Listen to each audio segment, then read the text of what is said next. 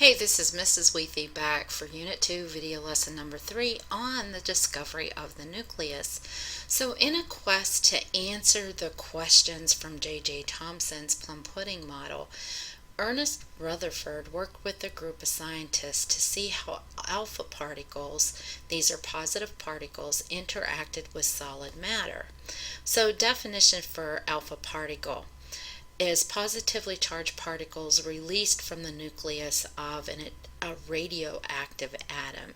And we'll learn all about that in the next unit.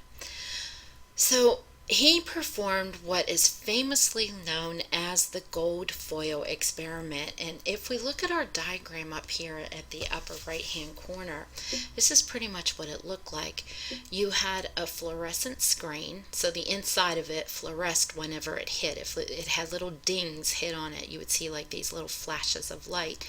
And in the middle of that screen, he had a piece of gold foil. Now, he used gold because it was made up of a single type of an atom. It was a metal, and it was solid. So, and that's what he wanted. He wanted a solid piece of something that was made up of a single type of atom. Now, in this lead-lined box, he had some radioactive material that released these alpha particles. So it was an alpha particle emitter. And these particles were shot through a slit so that they were directed in a straight line. So here's what happened. There were 3 observations that were made. So you have this line of alpha particles were shot through this gold foil. And if the particles went through the foil, now remember it's solid, and basically you have this ray of light that, again, that's being shot through this foil, and if particles went through, then they would ding. You'd see these little flashes of light on that fluorescent screen. Now, why did he use positive particles? Well, they were looking for something positive in the atom. And through our electrostatic forces, we know that like charges are going to repel from one another. So there are 3 observations that were made. What I would like you to do is to stop the video and draw this diagram that you have right here. Do that now, pause, draw the diagram, and then come back to the video so that you can write down the observations. Okay, now that you're back, the first observation that was seen, so this represents, the straight line right here represents the gold foil, and these arrows represent the alpha particles. So when he shot the alpha particles, what he found was that most of those alpha particles went straight through the foil. That was the first observation. Most of the particles went straight through.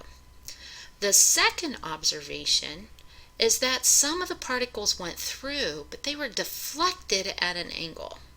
Okay? They went through, but deflected at an angle. And then the third observation is that about 1 in 800 of the particles, so it's very, very few of the particles, didn't go through the foil at all, but shot backwards. Some straight back, some shot backwards at an angle. And so from those 3 observations, Ernest Rutherford made 3 conclusions. The first one, and each one goes with one of these observations. So why did most of the particles go through? What he concluded is that the atom is composed of mostly empty space. And that's why the particles, so you had all these gold foil, these gold atoms in the foil that were packed very close together. Most of the particles went through because they traveled through that empty space. The second observation that we see right here is that the positive particles went through the gold foil, but they approached very small dense area of positive charge. And what we know about like charges, they're going to repel. So as it approached that dense area of positive charge, going to be deflected away from that positive charge. So it went through, but at an angle. And then lastly, and think about this, why didn't some of them go through at all? And the reason he concluded, was that the positive particles hit dead on a very small, dense area of positive charge and shot backwards. Now, why could he say it was very small?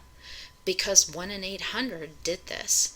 Shot straight backwards, and he described this as being like holding a piece of tissue paper in front of your face and somebody shot a gun at you, and lo and behold, the bullet bounced off of the tissue paper and shot straight back at the gun. It was such a revolutionary moment at the time, quite exciting. And so what this did, or what this led to, was the discovery of the nucleus. Not the protons, but the nucleus, a very small area of positive charge within the atom, the nucleus. Now, through further experimentation, Rutherford and company, because there are a whole slew of scientists working together to develop the atomic structure, concluded that the nucleus contained positive particles called the protons that accounted for slightly less than half the mass of the atom. And that was important. Slightly less than half the mass of the atom, which was about 1.673 times 10 to the negative 23rd grams. So very, very small compared to the electron, which was times 10 to the minus 27th. So there was another question. And you can probably, if you thought hard enough, you could probably come up with some questions. So now we have why the atom is neutral. You have negative electrons, you have positive neutrons. But we now only have half the mass of the atom.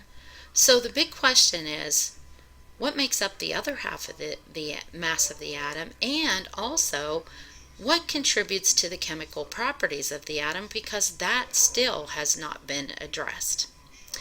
In 1932, James Chadwick, who was also a Nobel Prize winner, and so was Rutherford, he was a co-worker of Rutherford, and he discovered the neutron that has neutral charge. Slightly larger in mass than a proton, and so that makes up the other half of the mass of the atom. The mass of the proton and the mass of the neutrons makes up the mass of the atom. Remember that the mass of the electron is negligible, and this led to the third model of the atom, Rutherford's model. Please draw this in your chill. You have a small, dense nucleus, and in that small, dense nucleus you have the protons, which we show as a P with a positive charge. You have the neutrons, okay, which we show as N, and a superscripted 0 showing that it has no charge. This gives us the mass to the atom. Very small, very dense. Outside of the nucleus, you have this empty space, and within that empty space is the electrons, which we show as E with a negative charge. And the empty space, it is what gives us the volume, not the electrons, but the empty space. And let's write that down. So the empty space is giving us the volume, basically the size and the shape of the atom. Okay? And that